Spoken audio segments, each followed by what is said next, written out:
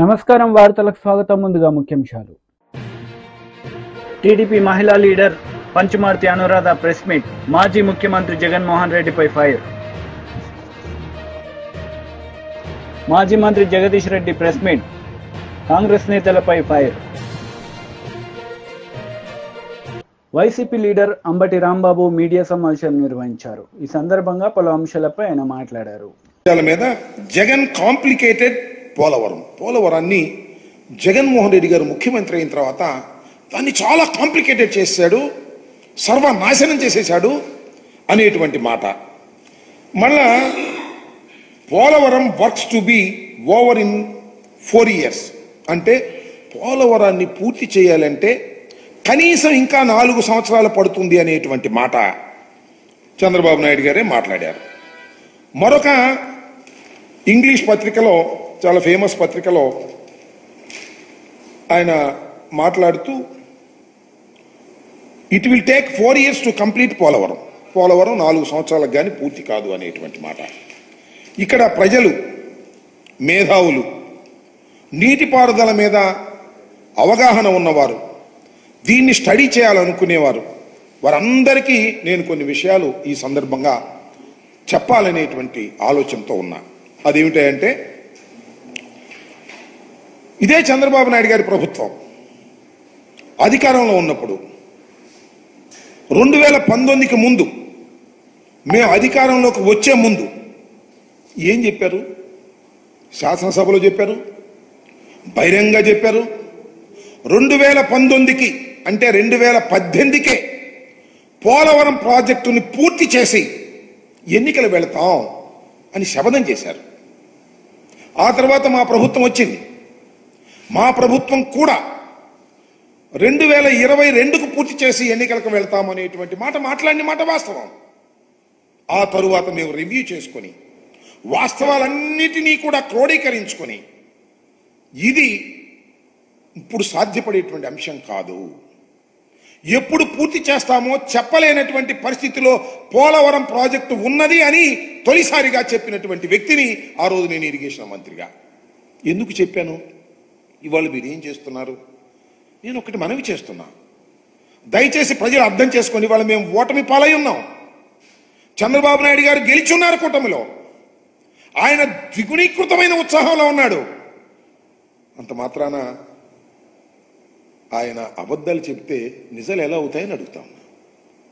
జగన్మోహన్ రెడ్డి గారే ఈ విధ్వంసానికి కారణం అనేటువంటి మాట పదే పదే చెప్పేటటువంటి ప్రయత్నం చేస్తున్నారు. నేను వైసీపీ వ్యక్తిగానో, జగన్మోహన్ రెడ్డి గారి అనుంగు శిష్యుడిగానో, రాజశేఖర రెడ్డి గారి శిష్యుడిగానో, లేదా బురద జల్లే కార్యక్రమంతోనో నేను చెప్పడం లేదు.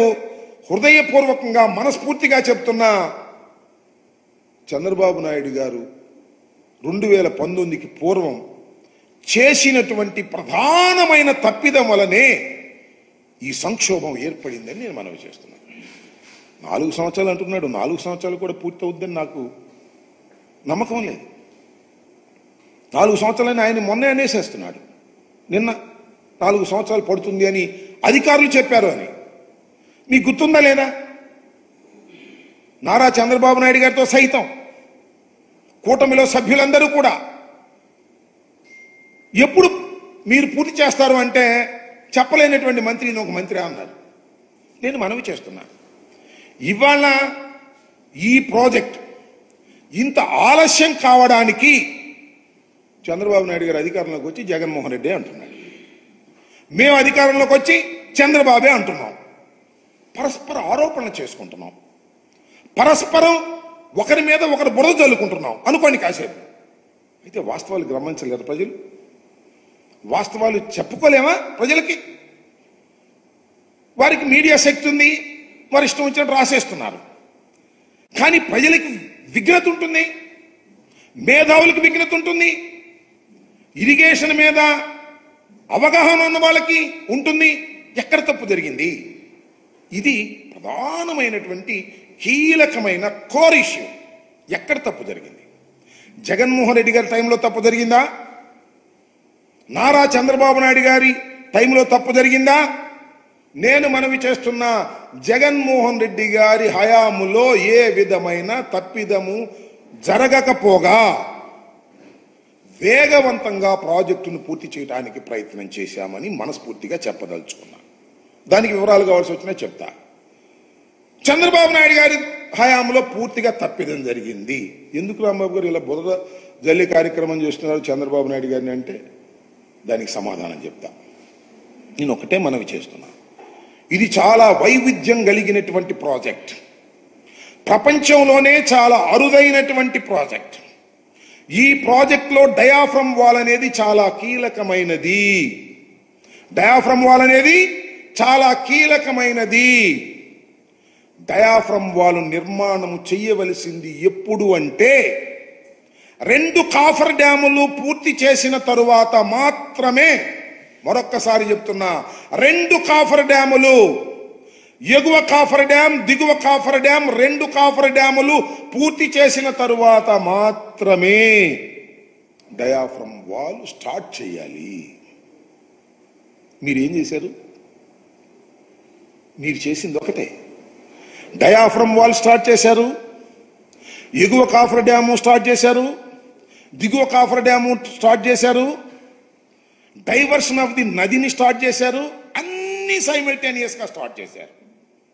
ఎందుకు స్టార్ట్ చేశారో నాకు తెలుసు, మీకు తెలుసు. ఎందుకు స్టార్ట్ చేశారంటే 2018కి పూర్తి చేసేసి మేము పూర్తి చేసామని ప్రగల్భాలు పలుకుదామని మీరు స్టార్ట్ చేశారు. కానీ కంప్లీట్ కాలేదే. కంప్లీట్ అయింది ఏంటి? ఓన్లీ బీఆర్ఎస్ లీడర్ మీడియా సమావేశం నిర్వహించారు. ఈ సందర్భంగా పలు అంశాలపై ఆయన మాట్లాడారు. అక్షరం చీకటి కోణమే. బహిరంగంగా మాట్లాడే దమ్ము లేదు. ఇంత జరిగితే ఏం మాట్లాడుతున్నారు? దీనికి సపోర్ట్గా ఇయ్యాల మాట్లాడే మేధావులు. ఏం జరిగింది మరి? 6,000 కోట్లు ఎక్కడికి పోయినాయి? కేసీఆర్ రమణ సింగ్ గారికి ఇచ్చిండా? అలా తిరిగి రమణ సింగ్ గారు కేసీఆర్కి ఏమైనా పంపిండి? ఆయన కొన్ని ఉంచుకొని పాపం మధ్యలో దత్తాత్రేయ గారిని కూడా పిలిచిండు రమణ సింగ్ గారు. అయ్యాలా వారికి కూడా ఏమైనా పంపిండ్రా? అవి ఇప్పటికి కూడా కంటిన్యూగా చెల్లిస్తే కాంగ్రెస్ గవర్నమెంట్ వచ్చినాక కాంగ్రెస్ ముఖ్యమంత్రి ఏమైనా తింటుండా? దాంట్లో తెలంగాణ ప్రజల రూపాయిని అక్కడ పంపించి వస్తే మాకు వచ్చే లాభం ఏంది?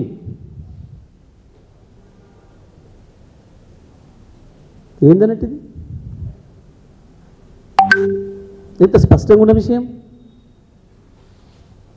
దీనికి ఒక అబద్ధాన్ని సృష్టించి ఏదో జరిగిపోయింది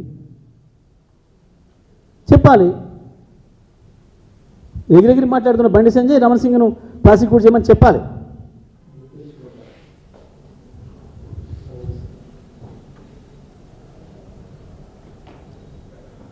ఏది లేదు, ఎక్కడ ఒక అక్షరం వాస్తవం లేదు. ఆ కమిషన్ నిలిచేది అంతకన్నా లేదు. కేసీఆర్ ఉన్నట్టు స్పష్టంగా కుండబద్దలు కొట్టినట్టు చెప్పిండు. అవకాశమే లేదు. ఏం మాట్లాడతాడు? నల్గొండ జిల్లాలో ఎందుకు పెట్టిరు ప్రాజెక్టు? నల్గొండ జిల్లాలో ప్రాజెక్టు పెట్టాలని కూడా వ్యతిరేకిస్తే చెప్పుతో కొడతాము అని ఎవడైనా సరే వాడు. ఎందుకు నల్గొండ జిల్లా తెలంగాణలో లేదా? తెలంగాణ ఉద్యమంలో నల్గొండ జిల్లా లేదా? నల్గొండ జిల్లా అభివృద్ధి కావద్దా? నల్గొండలో పెడితే ఇక్కడ రాయలసీమలో పెట్టినట్టు, ఆంధ్రాలో పెట్టినట్టు ఎందుకు నల్గొండ జిల్లా మీద విషయం కప్పుతున్నారు?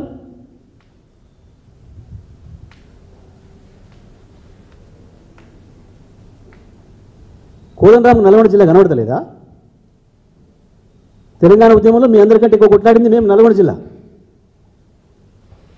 నల్గొండ జిల్లా ఉద్యమకారుల మీదనే ఎక్కువ కేసులు అయినాయి.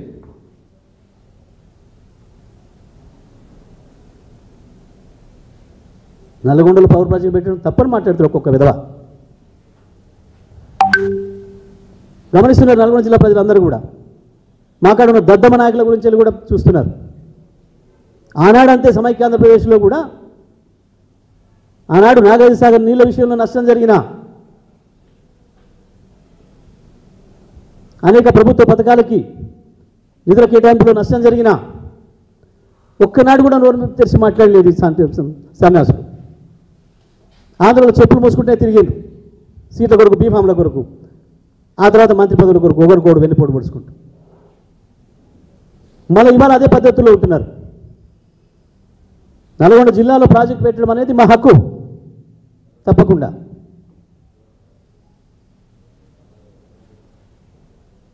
ఎక్కడో 600, 700, 800 కిలోమీటర్ల దూరం తీసుకుపోయి పెడుతుంటే బీజేపీ లీడర్ మీడియా సమావేశం నిర్వహించారు. ఈ సందర్భంగా పలు అంశాలపై ఆయన మాట్లాడారు. వహించాల్సి వస్తుంది. అదే విధంగా రాష్ట్ర డీజీపీ గారికి విజ్ఞప్తి చేస్తా ఉన్నాం. ప్రభుత్వం మొదలుగా చేయాల్సినటువంటి పని మీరు అంటున్నారు కదా, లా అండ్ ఆర్డర్ కంట్రోల్ కొరకు మేము చేస్తున్నామని. అంటే మెజార్టీ ప్రజల మీద కేసులు బనాయిస్తేనే మీరు లా అండ్ ఆర్డర్ కంట్రోల్లో ఉన్నట్ట. 144 సెక్షన్లు మాకు మాత్రమే వర్తిస్తాయా? 307 సెక్షన్లు హిందువులకు మాత్రమే వర్తిస్తాయా? ఒక్కసారి రాష్ట్ర డీజీపీ గారు కూడా ఆలోచించాలా. జరిగినటువంటి విషయం మీద ప్రభుత్వమే చిత్తశుద్ధి చాటుకొని విచారణ చెయ్యాలా. లేకపోతే మిగతా కమిషన్లను కూడా మేము ఆశ్రయిస్తాం.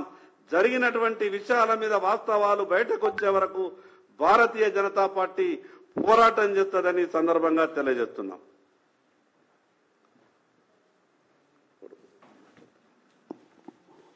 ఇప్పుడు సిర్పూర్ కాగజ్ నగర్ ఎమ్మెల్యే శ్రీ పాల్వాయి హరీష్ బాబు గారు మాట్లాడుతారు.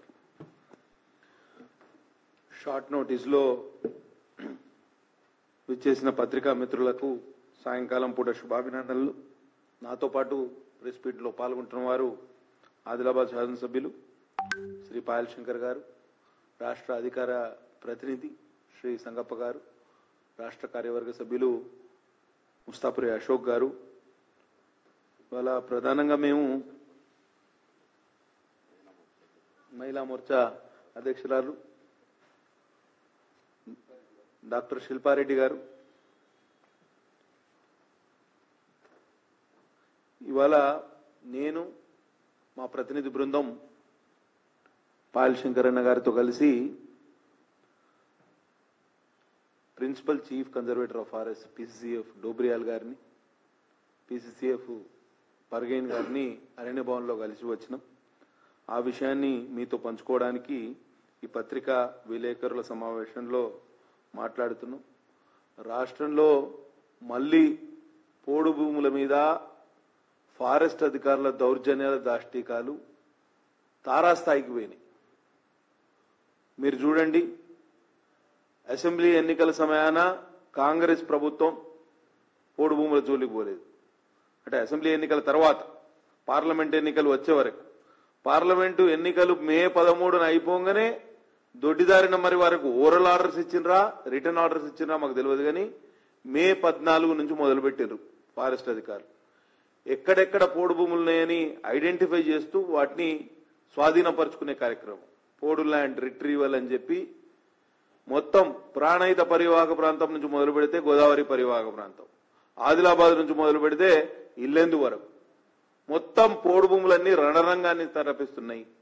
చాలా దారుణంగా ఉన్నది పరిస్థితి. గతంలో కేసీఆర్ అనేవాడు పోడు భూములకు కుర్చీ వేసుకొని పట్టాలు ఇస్తా అని. ఆయన కుర్చీలు వేసుకొని పట్టాలు ఇచ్చిండో లేదో గాని గిరిజనులకు కూడా గతంలో పంపిణీ చేసిన పట్టాలు 10% దరఖాస్తులు కూడా ప్రాసెస్ చేయలే. కాంగ్రెస్ ప్రభుత్వం తన మేనిఫెస్టోలో పెట్టింది, పోడు భూముల సమస్యకు శాశ్వత పరిష్కారం కనుగొంటాం, అందరికీ పట్టాలు ఇస్తాం, అందరినీ ఆదుకుంటామని. దానికి విరుద్ధంగా ఎన్నికలు అయిపోగానే వాళ్ళ నిజ స్వరూపాన్ని బయట పెడుతున్నారు. ఎన్నికల వరకు ఓట్లు కావాలి కాబట్టి పోడు భూముల జోలికి పోలేదు ఫారెస్ట్ అధికారులు. ఎన్నికలు కాగానే, పార్లమెంట్ ఎన్నికలు కాగానే ఇక మాకు పోడు రైతులతో సంబంధం లేదన్నట్టు వాళ్ళ వెంబడి పడి వాళ్ళని ఇబ్బంది పెట్టే కార్యక్రమం చేస్తున్నారు. నేను అటవీ శాఖ మంత్రివర్యులు శ్రీమతి కొండా సురేఖ గారు పోడు భూముల ఉద్యమంలో పెద్ద ఎత్తున భాగస్వాములై పోడు రైతులందరినీ సంఘటితపరిచిన, గతంలో ఎమ్మెల్యేగా పనిచేసి ఇప్పుడు మంత్రిగా ఉన్న సీతక్క గారు, వీరందరూ కూడా సమాధానం చెప్పాలి. ఎన్ని నినాదాలు ఇచ్చారు ఎన్నికల సమయాన, అసెంబ్లీ ఎన్నికల సమయాన? ఉన్న భూములేవి వదిలేది లేదు, కొత్తగా భూములు కొట్టేది లేదని నినాదాలు ఇచ్చారు. మరి ఇవాళ ఉన్న భూములన్నీ లాక్కుంటా ఉంటే పోడు రైతులు ఎక్కడికి పోవాలి? చాలా దారుణమైన పరిస్థితి. ఇవాళ ఎక్కడ కూడా మొత్తం ఈ పోడు రైతుల సమస్యలు కేవలం టీడీపీ లీడర్ మీడియా సమావేశం నిర్వహించారు. ఈ సందర్భంగా పలు అంశాలపై ఆమె మాట్లాడారు. ఒక 80 ఏళ్ల నాటి ఆంధ్రుల కళ, ఆ కళని సాకారం చేయటానికి నారా చంద్రబాబు నాయుడు గారు అహర్నిశలు కష్టపడ్డారనే విషయం రాష్ట్ర ప్రజలకే కాదు దేశ ప్రజలందరికీ కూడా బాగా తెలుసు. 44 ఏళ్ల క్రితం టంగుటూరి అంజయ్య గారు పోలవరానికి శంకుస్థాపన చేశారు తప్ప ఒక్క అడుగు కూడా ముందుకెళ్ళింది లేదు. 20 ఏళ్ల నాడు మరి వైఎస్ రాజశేఖర్ రెడ్డి గారు శంకుస్థాపన చేశారే తప్ప ఒక్క అడుగు కూడా ముందుకెళ్ళిన పరిస్థితి లేదు. ఏదో పోలవరం ప్రాజెక్టుకి నేను ముందుకు తీసుకెళ్లాను అని చెప్పి చెప్పడానికి ముందు కాలువలు తవ్వేసి మట్టిని మింగేసి మొబిలైజేషన్ అడ్వాన్సులు పేరుతో కమిషన్లు నొక్కేసిన హీన చరిత్ర వైఎస్ రాజశేఖర్ రెడ్డిది. అలా ఆ పోలవరాన్ని కమిషన్లతో తినిపారేసి జలయజ్ఞాన్ని కాస్త ధనయజ్ఞంగా మార్చేసి 1000 కోట్లు మింగేశారు రాజశేఖర్ రెడ్డి కుటుంబం. తర్వాత నారా చంద్రబాబు నాయుడు గారు ముఖ్యమంత్రి అయిన తర్వాత 2014లో ఈ పోలవరం ప్రాజెక్టుని ఆ యొక్క కళని సాకారం చెయ్యాలి, నిజం చెయ్యాలి అనే ఉద్దేశంతో పోలవరాన్ని పరుగులు పెట్టించిన ఘనత నారా చంద్రబాబు నాయుడు గారిది. 72% పోలవరం ప్రాజెక్ట్ని పూర్తి చేయటం జరిగింది. ఒక్క రోజులో 35,000 క్యూబిక్ మీటర్ల కాంక్రీట్ని నారా చంద్రబాబు నాయుడు గారు వేయించడం జరిగింది. ఒక గంటకి 13,080 క్యూబిక్ మీటర్ల కాంక్రీట్ని ఆ రోజు పోలవరం ప్రాజెక్టులో చేయించడం వల్ల గిన్నీస్ బుక్ ఆఫ్ రికార్డ్స్ కూడా ఎక్కడం జరిగింది. రాష్ట్ర చరిత్రలోనే కాదు, దేశ చరిత్రలోనే కాదు, ప్రపంచ చరిత్రలో కూడా ఏ నాయకుడు ఒక సాగునీటి ప్రాజెక్టు కోసం ఇంత శ్రమ పడలేదు. అలా పోలవరం ప్రాజెక్ట్ని పూర్తి చేయటం కోసం మరి అహర్నిశలు మరి కష్టపడిన ఏకైక నాయకుడు నారా చంద్రబాబు నాయుడు గారు. 72% పూర్తి చేశారు. ఆ తర్వాత వచ్చాడమ్మా ఈ రాష్ట్రాన్ని రాజపీను కన్నా హీనంగా పీక్కు తినటానికి ముఖ్యమంత్రి అయ్యారు. ఒక్క ఛాన్స్ పేరుతో పొర్రపాటున గెలిచాడు. రాష్ట్రం ఎంత అధోగతి పాలైపోయిందో అందరికీ కూడా తెలుసు. పోలవరం ప్రాజెక్టు ఎంత అధోగతి పాలు చేశారో నిన్న ఆల్రెడీ నారా చంద్రబాబు నాయుడు గారు చెప్పడం జరిగింది. మేము మళ్ళీ చెప్పదలుచుకున్నాం. 72% పూర్తి చేసిన ప్రాజెక్టుని కేవలం ఇంకొక 28% పూర్తి చేస్తే ఎన్ని ప్రయోజనాలు కలిగేవో ఆ రాష్ట్ర ముఖ్యమంత్రిగా ఉన్న అప్పటి రాష్ట్ర ముఖ్యమంత్రిగా ఉన్న జగన్మోహన్ రెడ్డికి తెలీదా అని చెప్పి ఈ సందర్భంగా అడుగుతా ఉన్నాం.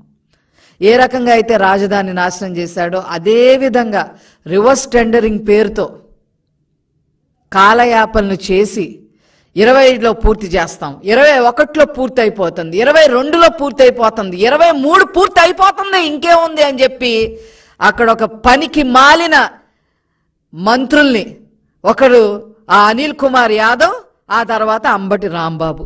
ఈరోజు కూడా మళ్ళీ 2ంటికి ఏదో ప్రెస్ మీట్ పెట్టడానికి రెడీ అవుతున్నాడు ఆయన. డయాఫ్రామ్ వాల్ని నాశనం చేసి పెట్టి, స్పిల్వే వర్క్స్లన్నీ నాశనం చేసి పెట్టి భ్రష్టు పట్టించేసి చివరికి ఆ ప్రాంతం మొత్తం కూడా ముంపులోకి గురయ్యే విధంగా జిల్లాలు మునిగిపోయే విధంగా నాశనం చేశారు ఈ జగన్మోహన్ రెడ్డి ప్రభుత్వం. ఏంటి ముసుముసు నవ్వులతో ఈ జగన్మోహన్ రెడ్డి ప్రభుత్వం ఏం చేశారు?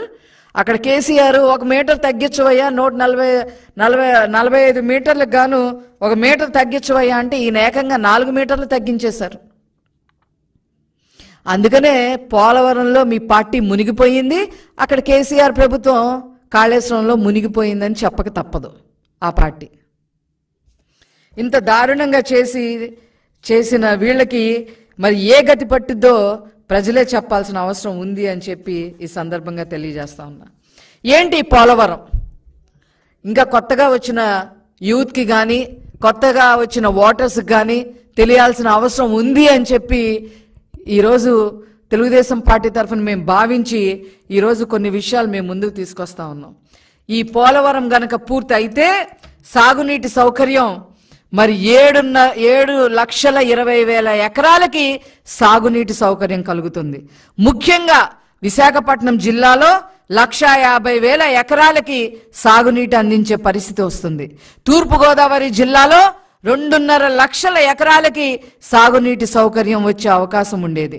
పశ్చిమ గోదావరి జిల్లాలో 2,58,000. వార్తలు ముగించే ముందు ముఖ్యాంశాలు మరోసారి. టీడీపీ మహిళా లీడర్ పంచమార్తి అనురాధ ప్రెస్ మీట్. మాజీ ముఖ్యమంత్రి జగన్మోహన్ రెడ్డిపై ఫైర్. మాజీ మంత్రి జగదీష్ రెడ్డి ప్రెస్ మీట్. కాంగ్రెస్ నేతలపై ఫైర్. ఈ వార్తలు ఇంతటితో సమాప్తం. తిరిగి ప్రసారమయ్యే వార్తల్లో మళ్ళీ కలుద్దాం. అంతవరకు సెలవు. నమస్తే.